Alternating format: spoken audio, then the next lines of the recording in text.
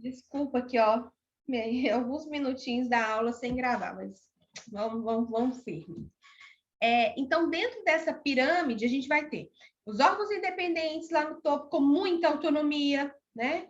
Com todos os poderes ali envolvidos. Um pouquinho abaixo, os órgãos autônomos. Um pouquinho em uma larga escala, né? Os órgãos superiores.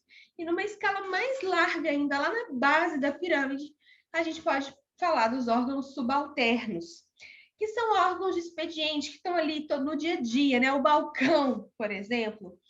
Coloquei sessões de pessoal, sessões, o almoxarifado, né? A portaria, as sessões de portaria de material. Eles não têm um poder decisório, eles estão subordinados a decisões desses outros órgãos aí para cima, né? Há vários níveis hierárquicos superiores, mas às vezes é esses órgãos subalternos que vão executar propriamente dito o trabalho, tá? Então, pessoal, essa classificação, ela é muito simples. O que, assim, fácil de entender.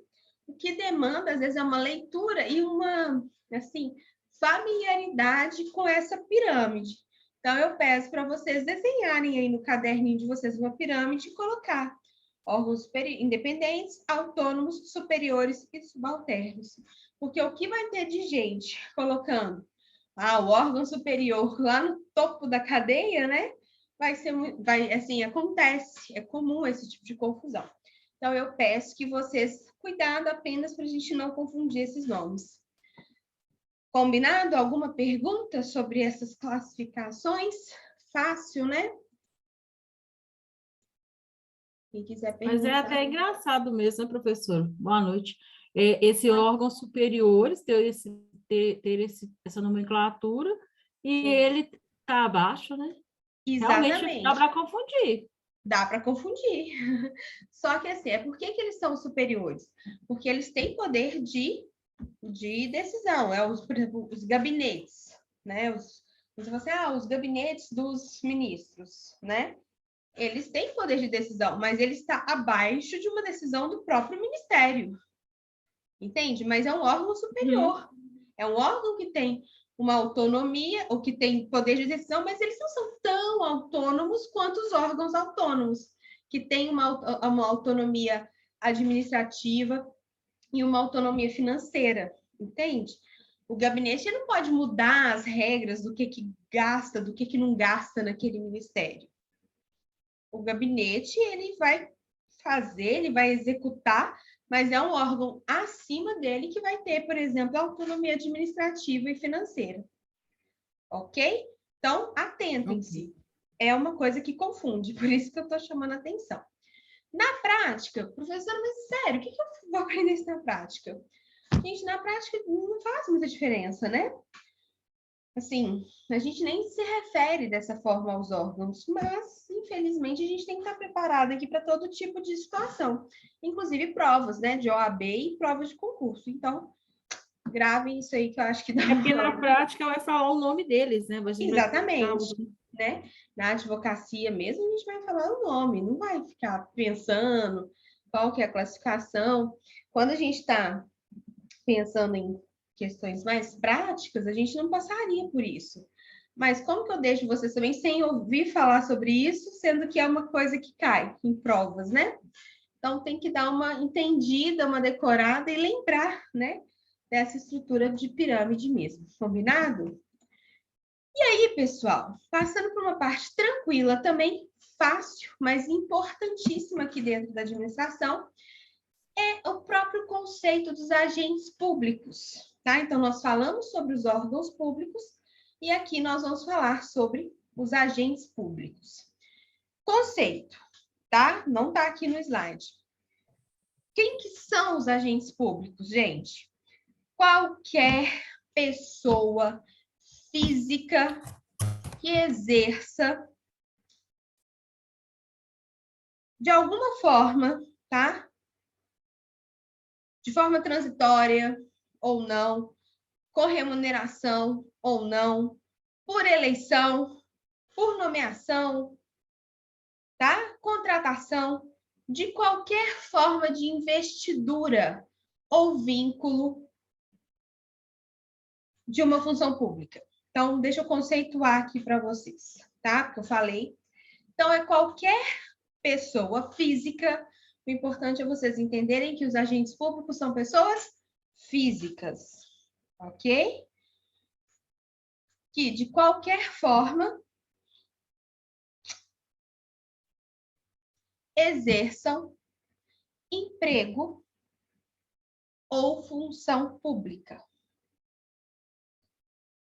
Que, de qualquer forma,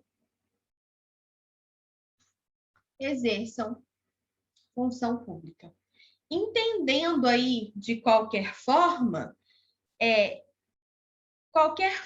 de investidura, né? Então, por exemplo, tem alguns agentes públicos que precisam ser eleitos, né? Precisa passar por um processo de eleição, o presidente da República, o Senado, né? Os senadores, os deputados. Outros vão ser nomeados. Outros vão passar numa prova de concurso, né? Nomeados através de prova de concurso mesmo. Outros vão ser simplesmente contratados. Então, são qualquer pessoa, né? Qualquer tipo de pessoa que vai trabalhar aqui nesses órgãos públicos que nós vimos. Combinado? E aí, lá, aqui, daqui a pouquinho, eu vou explicar a diferença do que é serviço e o que é emprego público, tá bom? Então, agente público, gente, a gente tem que pensar ele num sentido amplo, né? Que ele vai englobar todas as pessoas, todos os indivíduos que exercem essa função pública, de forma remunerada, algumas situações até de forma gratuita, de forma transitória, temporária, permanente, política, ok? É uma pessoa que pela qual o Estado ele vai manifestar a sua vontade. Então, o agente público ele manifesta uma vontade que a gente pensa, que a gente crê, que a gente acredita que é a vontade imputada ali ao próprio Estado, ok? Então, é pelas pessoas que o Estado consegue praticar atos, né? Obviamente. Então, vamos pensar nesse agente público de uma forma bem genérica, tá? Por quê? Porque dentro desses agentes públicos, a gente vai ter os agentes políticos, que são quem? Né? São essas pessoas que vão integrar cargos de alto escalão do poder público, né? Que são os chefes do executivo, presidente, governador e prefeito, ministros, secretários estaduais, secretários municipais, senadores, deputados, ok? Não necessariamente, gente, agente político ele tem que ser votado, cargo eletivo, tá? Não é, a gente cuidado, porque a gente fala assim, agente político é político. Obrigatoriamente o político ele tem que ser votado. Não, ele não tem que ser necessariamente votado, mas a função que ele exerce acaba sendo uma função política, porque são funções de direção, de supervisão, tá? Da administração pública. Então, são cargos que a gente fala cargos políticos, mas não necessariamente cargos eletivos, né? Quando a gente fala de cargos eletivos, são cargos de pessoas que precisaram ser votadas para estar ali, ok? Então, olha só, os agentes políticos, quais são as principais características dos agentes políticos, né? Primeira coisa, a competência. Eu vou falar bem devagarzinho para vocês entenderem. A competência está onde? Qual que é a competência de cada um desses agentes? Está lá na Constituição Federal. Quando eu abro a Constituição, eu sei qual é a competência do presidente da República, qual é a competência do Estado, qual que é a competência do Estado, não, desculpa, do governador, né? Qual é a competência do prefeito, combinado? Normalmente, gente, os agentes políticos, eles não se sujeitam a regras comuns que se aplica para qualquer servidor público, não. Eles têm às vezes, algum tipo de imunidade, tá? existem regras específicas para cada um desses cargos. E podem ser, normalmente são investidos por eleição, mas eles podem ser também nomeados, por exemplo, o ministro, né? Os ministros, né? Quando o presidente da República ele é votado, ele é eleito, automaticamente ele escolhe ali o seu corpo de ministros. Combinado? E esses ministros, eles integram um cargo político, mesmo não tendo sido nós, cidadãos, votantes deles. Ok? Entenderam isso? Os agentes políticos, gente.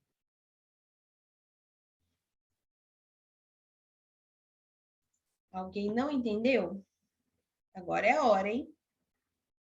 Beleza. Então, entendi mais ou menos, professor. Então, vamos lá, não tem problema não. Eu quero é que vocês perguntem mesmo, tá? Porque às vezes a gente fica deixando, assim, perguntas bobas que às vezes resolvem o problema, né?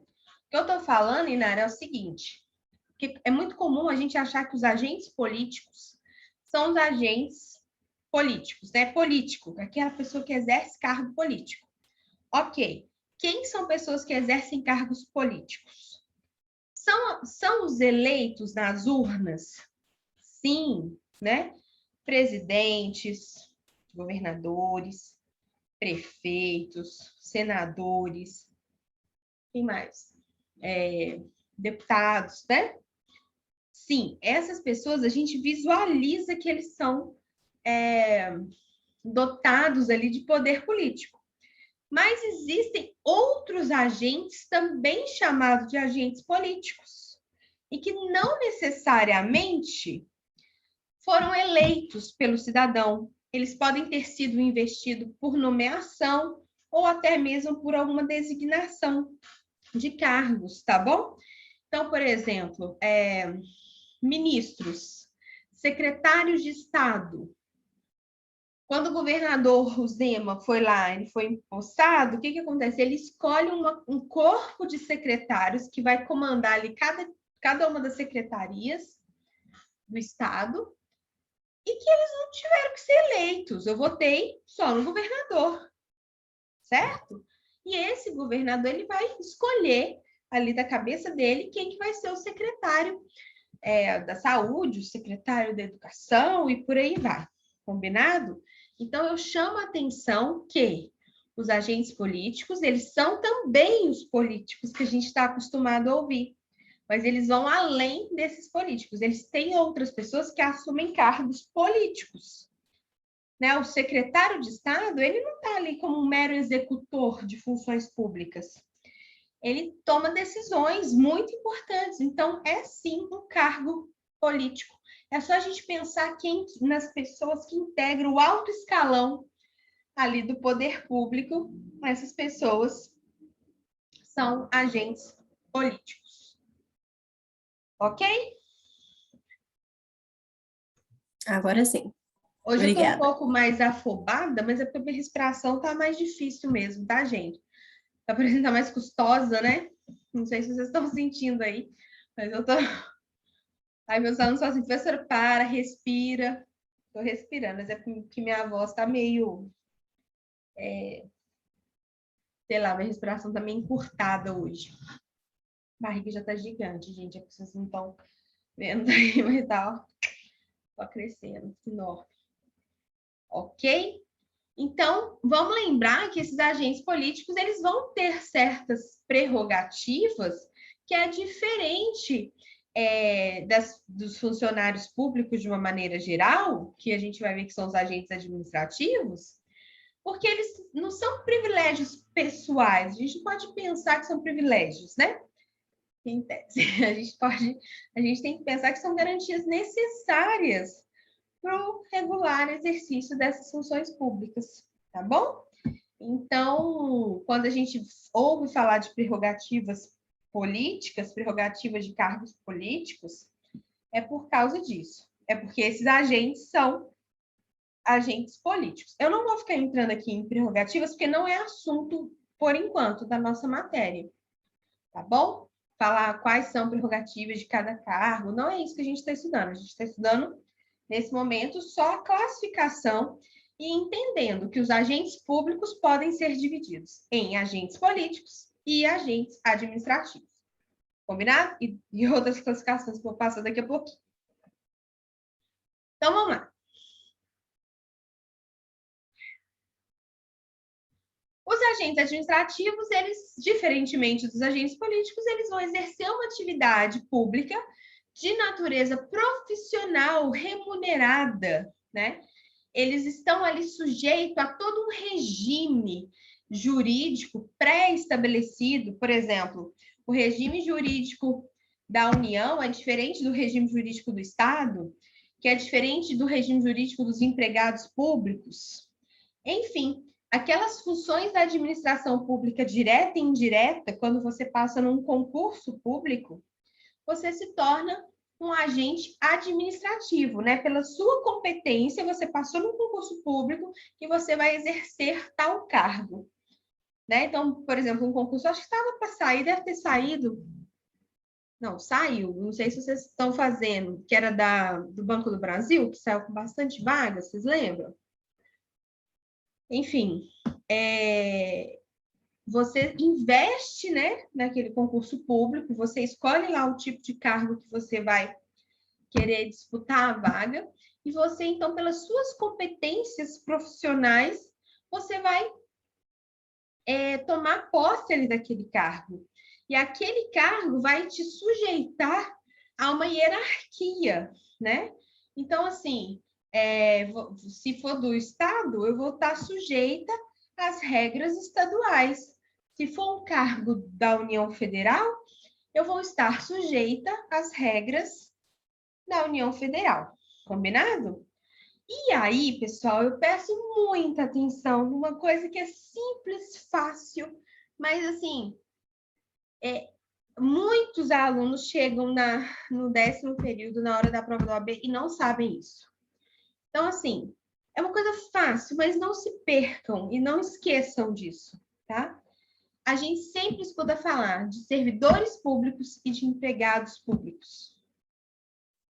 Não sei se vocês já conhecem, se vocês já viram essas diferenças, mas basicamente eu preciso que vocês entendam, tá? A diferença dos servidores públicos, dos empregados públicos em especial, e dos temporários. Temporários é fácil. Mas vamos lá. Os servidores públicos, pessoal, são aquelas pessoas, né, que foram investidas nos seus cargos por meio de concurso público, sempre, claro, mas a natureza desses cargos é uma natureza legal, ou seja, esses cargos existem porque existe uma previsão legal de nomeação desses cargos. Então, essas pessoas que são servidoras públicas, elas estão sujeitas ao regime jurídico administrativo daquele lugar. Então, por exemplo, não sei se tem algum funcionário público aqui na sala, tem? Nesse momento? Não? Por exemplo, então a pessoa ela é funcionária pública, deixa eu ver no chat aqui. O Diogo falou. Diogo, você é de qual? Você é funcionário público de onde? Do Estado?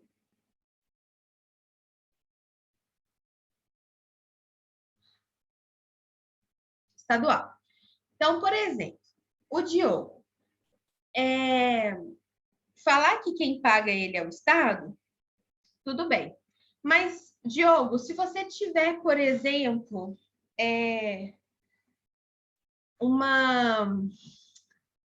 Vou tentar mudar a pergunta aqui. Como que aumenta a sua remuneração? Como que, eu não sei se você sabe, mas como que acontece assim? Não, vamos aumentar a remuneração dessa classe de servidores. Como que se aumenta? Você sabe?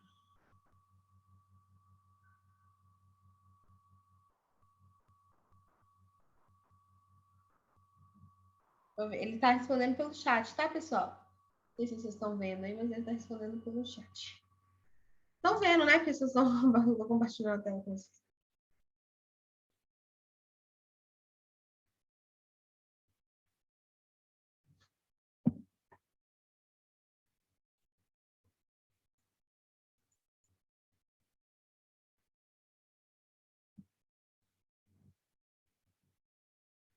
por meio de lei. É isso mesmo.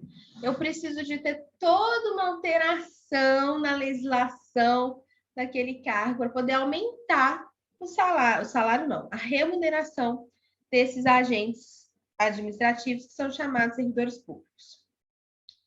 Diferente dos meus funcionários, que quando tem, por exemplo, um aumento anual, né, que normalmente todo ano o salário mínimo estabelecido aumenta, eu posso aumentar e posso readequar, posso dar um aumento da minha cabeça, não é? No Estado não funciona assim. O Diogo falou assim, ou progressão de carreiras. Sim, progressão de carreira que já está previamente estabelecida em lei. Né? Normalmente, as progressões de cada cargo já vai estar estabelecida em lei.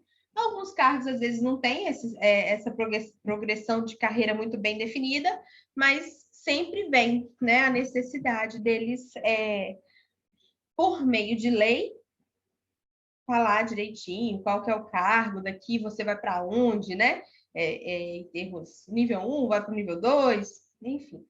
Então, o funcionário público, o servidor público, ele é um servidor estatutário, tá? Quando a gente fala de caráter estatutário, é que depende das decisões do estatuto ali do Estado, ok? Do Estado, entendam. Quando eu falo de União, eu estou falando de Estado. Quando eu estou falando de Estado, né? Estatutário, pode ser de município também, tá bom? Eu preciso de ter meios, né, Diogo, de aumentar o seu salário, a sua remuneração. Como que vai aumentar sem o Estado comprovar ali de onde tem o dinheiro, né? Então, realmente. Só que isso tudo já é previsto em lei, combinado? E aí, pessoal, todas as regras que esses servidores públicos vão ter que exercer na sua função pública estão previamente estabelecidas na lei. Até mesmo as regras de aposentadoria, né? Por que muita gente quer ter concurso público? Para ficar garantido, para que a aposentadoria deles, apesar que isso já mudou bastante, né? Antigamente, você normalmente se aposentava com o valor da remuneração de quem estava na ativa. Então, se o servidor da ativa tinha aumentos progressivos, o servidor que já estava desligado também teria esses mesmos aumentos, né? Que era aposentadoria integral, claro, dependendo se ele cumprir os requisitos para isso, que não é assunto nosso, é assunto lá do direito previdenciário, tá bom? Mas, já que a gente está falando, né? Estou só lembrando aqui de vocês. Então, antigamente, todo mundo queria fazer concurso, porque eu quero muito ter uma segurança, né? Eu quero me aposentar bem, porque realmente a gente que está submetido à CLT, né? Por mais que você contribua ali com o INSS, a sua aposentadoria ela nunca é proporcional, né? Ao tanto que você contribui. Então, aí a gente tinha cargos, por exemplo, de militares, né? Coronéis, que são cargos altíssimos, tanto na ativa quanto na inatividade. Desde 2012 para cá, essas regras vêm mudando, ok? Tanto em algumas prefeituras, nos estados e também na União Federal. Hoje, você não necessariamente você se aposenta com o valor do salário integral ali. Você se aposenta com o valor do teto do INSS, se estende ali para o serviço público, mas normalmente o serviço público eles têm os fundos, né, que você paga ali todo mês e você consegue aumentar a sua aposentadoria, tá? Mas isso aí são outras regras. Depois a gente discute isso com quem tiver interesse. Por enquanto a gente está falando aqui só da classificação. Então, os servidores públicos são essas pessoas estatutárias, que tudo vão depender de lei, ok? Ela não é uma natureza contratual. São os titulares de cargos públicos de provimento efetivo, ok? E também os de provimento em comissão, cargo em comissão também. Mas são servidores públicos, combinado? diferente dos empregados públicos. E a gente tende a colocar todo mundo no mesmo bloco, às vezes, para falar desses servidores públicos, desses funcionários públicos, tá bom? Mas esses servidores, eles têm diferenças, né? Então, se o cara é servidor público, é diferente do empregado público. O empregado público, ele tem contrato de trabalho, por isso o empregado. Normalmente, eles estão submetidos a qual legislação? A CLT, né? A consolidação das leis do trabalho. Então, por exemplo, cargos da Petrobras são empregos públicos. A maioria deles são empregos públicos, tá bom? Então, eles são funcionários que exercem uma função ali de agentes administrativos, mas eles são empregados, ok? Então, pessoal, só entendam essas diferenças, porque o empregado público, se ele está submetido às regras da CLT, às vezes ele vai poder receber valores totalmente diferentes dos servidores públicos, não necessariamente a progressão de carreira é a mesma, tá bom? A forma de negociação, tudo bem? É só para vocês saberem dessas diferenças. Combinado? Então, são seletistas. Tem um pessoal que fala sobre os seletários, né? Que são estatutários, mas são regidos pelas regras da CLT. Existem aqui em Belo Horizonte alguns lugares assim. Por exemplo, a SLU são empregos públicos. Sabe onde mais? Naquele no planejamento, como é que é? De arquitetura. Esqueci.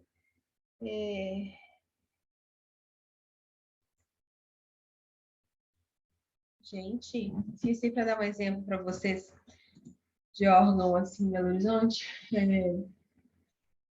A minha concunhada, inclusive, é de lá. Esqueci, se eu lembrar eu falo, tá bom?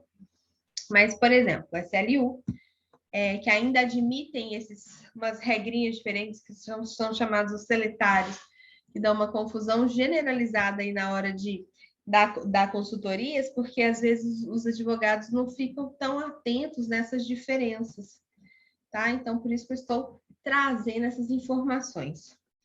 E, por fim, os temporários. Os temporários, muitos de nós, né, às vezes, têm cargos temporários na administração pública. São contratados por tempo determinado para atender a uma necessidade temporária. Então, por exemplo, professores, às vezes, assumem vagas para ser professores de escolas estaduais, até mesmo em universidades. Por quê? Porque falta funcionários públicos, né, investidos ali para exercer aquela função. Então, eu pego aquele excepcional interesse público e abro vagas temporárias. Normalmente, essas vagas, elas têm contrato por tempo determinado, né? Não podem ser renovados por mais de uma vez, ok? Também é uma natureza contratual. Mas diferente da CLT, né? Que a gente tem as regras da CLT, às vezes é um contrato, né? Um contrato de prestação de serviço e não um contrato trabalhista, tá bom? Embora possa parecer. Combinado? Então, atenção, não tem natureza trabalhista, é uma natureza de direito público ali, é uma possibilidade que a administração pública, para solucionar ali um interesse público, não tem funcionários públicos suficientes, não tem empregados públicos suficientes, então eles vão precisar abrir, né, vagas para pessoas exercerem uma função pública, sim, remunerada, mas temporária. Ok? Então, são 3 classes aí de agentes administrativos. Quero que vocês lembrem, tá? Quero que vocês se lembrem dessas classes, porque isso normalmente é perguntado. a diferença de servidores públicos, a diferença de empregados públicos, tá? E até mesmo quando vocês forem fazer algum concurso, às vezes você acha que é servidor público, mas é um empregado público, tá bom? Então, observem isso aí, tá? Passando aqui. E aí, pessoal, acho que dá para a gente terminar isso aqui, ó. Basicamente, são essas classificações de órgãos e agentes que eu quero que vocês entendam. É simples, é fácil, depende só de uma lida, de uma estudadazinha pequenininha, tá? E aí, eu quero só finalizar com as teorias sobre a natureza jurídica dos órgãos. Professora, na prática não tem nada, é só uma explicação teórica para a gente entender algumas questões de órgãos e agentes, tá? As teorias que a gente vai ver aqui agora, de forma bem sucinta, elas têm o intuito de tentar justificar a atribuição ao Estado e às pessoas jurídicas de direito público, né? Não só do Estado, mas pessoas jurídicas de direito público. É fundamental a gente ter essas teorias, essas diferenças, para a gente entender, olha só, para quê? Para a gente entender qual que é o papel do agente público frente ao Estado, tá bom? Por que a gente pega aquela pessoa física que nos atende no balcão e a gente confere a ela poder de decisão, ou então de nos informar sobre alguma decisão, tá bom? Quem que são as pessoas legítimas para tomarem as decisões? Então, doutrinariamente, nós temos 3 teorias, de forma que as 2 primeiras teorias, elas não colam muito, tá? Vocês vão ver alguns defensores dessas teorias, mas elas não colam muito. Teoria do mandato. Então, olha só, por essa teoria, a relação do Estado com o seu agente público é como se o Estado desse uma procuração para aquele agente público agir em nome dele. Procuração mesmo, lá do direito privado, né? Igual a gente dá procuração para alguém nos representar numa compra e venda, para nos representar num banco, por exemplo, seria um contrato mediante o qual o Estado daria poderes para uma outra pessoa, para essa pessoa executar algum ato. O que acontece, pessoal? Essa teoria funciona bem, né?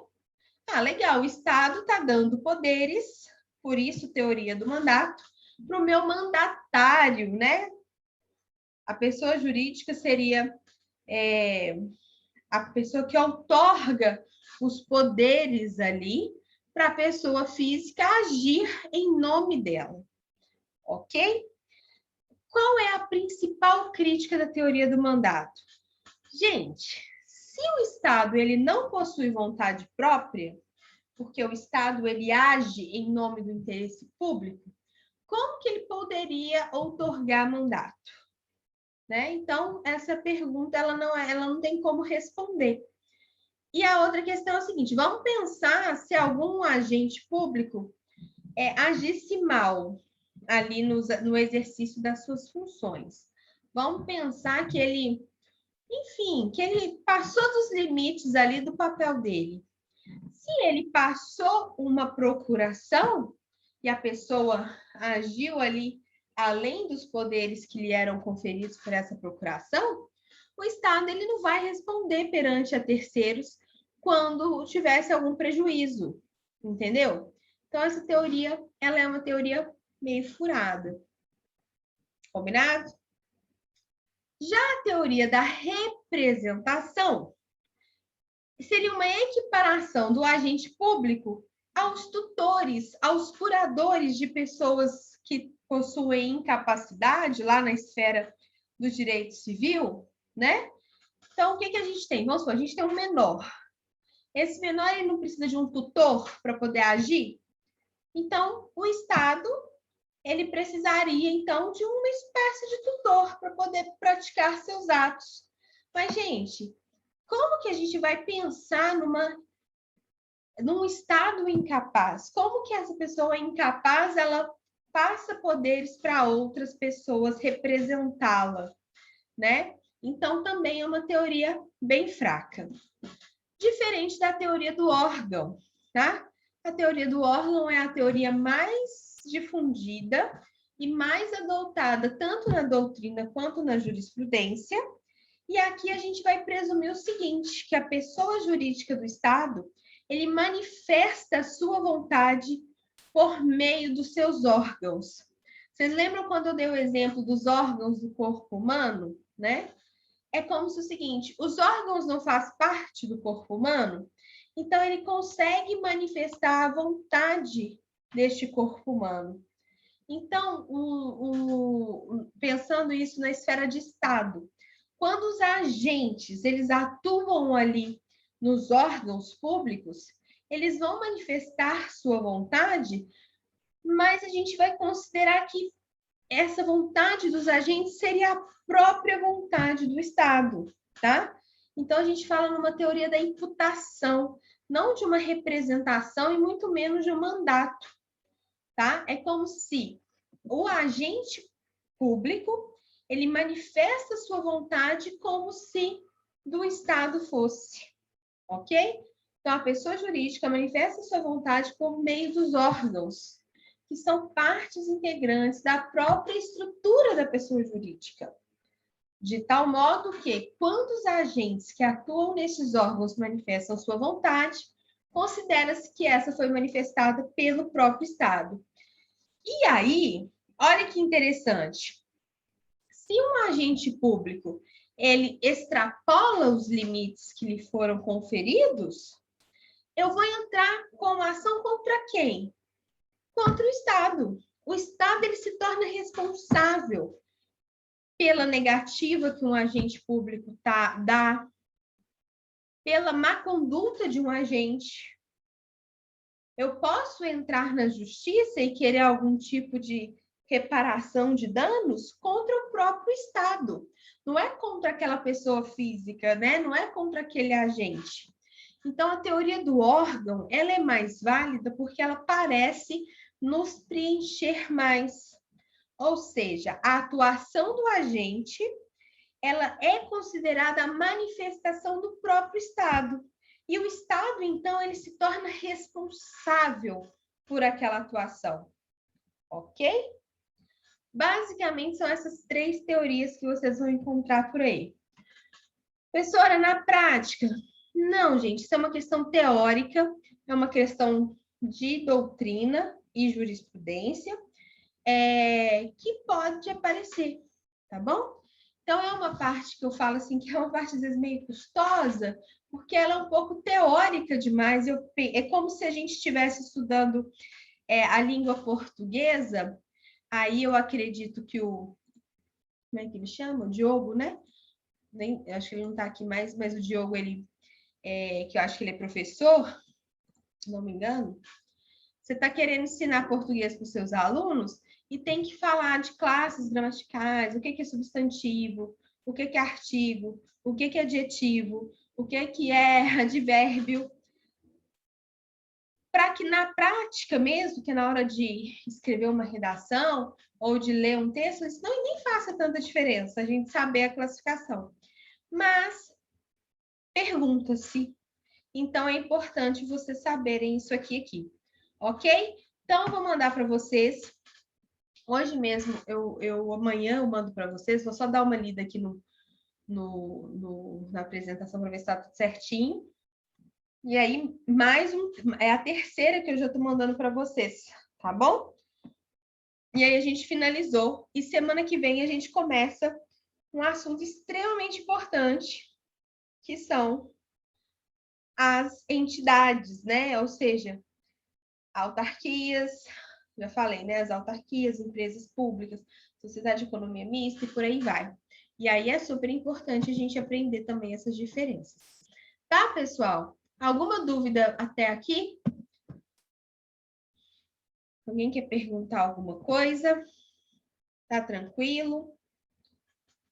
É mais teórico, mas eu acho que se vocês derem uma lidinha aqui na apresentação, eu acho que já vai satisfazer aí a grande necessidade, pelo menos para a minha disciplina, tá bom?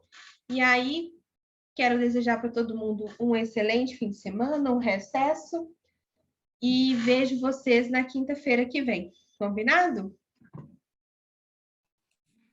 Tá bom, muito obrigada. Combinado. Combinado, tchau. Tchau, Tchau, pessoal. tchau. Boa noite. Até quinta, hein? Aguardo vocês.